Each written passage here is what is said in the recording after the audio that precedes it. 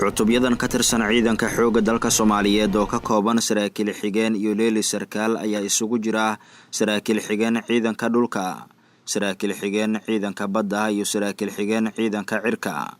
waxayna muddo 12 bilood ay tababar ku qaadanayeen taliska ciidamada Turkida ee hawsha u jooga Soomaaliya ee laga soo gaabiyo STTF xeradiisa Turkisom oo ay dawladda aynu walaalaanahay ee Turkiga dalkeena ka hirgelisay 27 bishii Agoosto sanadkeenu soo dhaafnay ee 2017.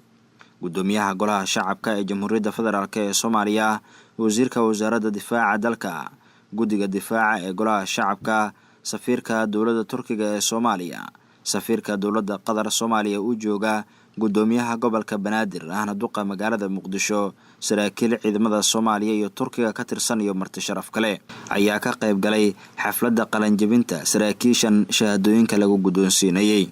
gaashaanle sare Maxamed Yaasiin Kalam oo ah taliyaha xarunta tababarka Turkisom iyo sareeya gaas Imraan Xuseen oo ah madaxa sirdoonka ciidamada dalka Turkiga ayaa ka hadlay ciidamadan muddadii tababarkan ay qaadanayeen iyo marxaladii ay soo mareen.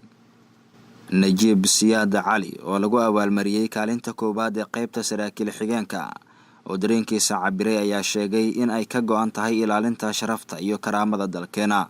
haddaynu nahay dufcadii ugu horeysay ee ka qalin jabinaysa kuliyadda Leyla saraakiil xigeenada ee Soomaaliya, hadafkeenu wuxuu yahay anagoon ka weecan nidaamka, daacadnimada, waajibaadka iyo sharafta waddanka, isla markaasina ah tusaale askari dhammaystiran anagoo ka shaqaynayna ammaanka ciidankeena kuna tiirsan ama daacad u ah ciidamada qalabka sida ee Soomaaliya. taliyaha ciidanka xoogga dalka Soomaaliyeed Generaal Cabdiweli Jaamac Gorod oo u mahadceliyay dawladda Turkiga dadaalka ay ku bixisay dhisidda ciidanka xoogga dalka Soomaaliyeed ayaa u sheegay saraakiisha tababarkan dhameysatay inay u diyaar garoobaan badbaadinta qarankooda. laakiin waxaan rabaa inaan u sheego inay yihiin asaaskii xoogga dalka Soomaaliyeed, saraakiil xigeenkii ugu horeeyay oo tababar fiican qaatay oo si fiican loo diyaariyay. inaad tihiin inaan xasuusiyo ayaan rabaa. waa isbaran doonaa haddii Ilaahay yidhaahdo, waayo waxaad tihiin adinka iyo ragga halkaan taaganba hogaamiyaashii xoogga dalka Soomaaliyeed baa tihiin. wasiirka wasaaradda difaaca ee dalka Mudane Xasan Cali Maxamed Amar Dambe ayaa sheegay in saraakiishan ay ku soo aadeen xilli dalku u baahan yahay isla markaana mas'uuliyad weyn ay saaran tahay. ciidamada xoogga dalka Soomaaliyeed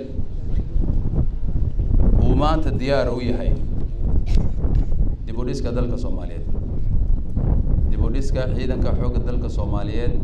maadaama diyaar u nahay, waxaan ku faraxsannahay inaan helno saraakiil xigeenno oo isugu jira ciidamada cirka, ciidamada badda iyo sidoo kale ciidanka infantryga ee dhulka inaan helno.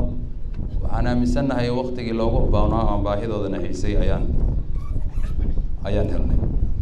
gudoomiyaha golaha shacabka ee Jamhuuriyadda Federaalka ee Soomaaliya Mudane Maxamed Mursal Sheekh Cabdiraxmaan oo tababarka si rasmi ah u soo xiray ayaa sheegay in saraakiishan ay muhiimad gaar ah dalka u leeyihiin isla markaana waajibaad uu ka saaran yahay difaaca qarannimadeena.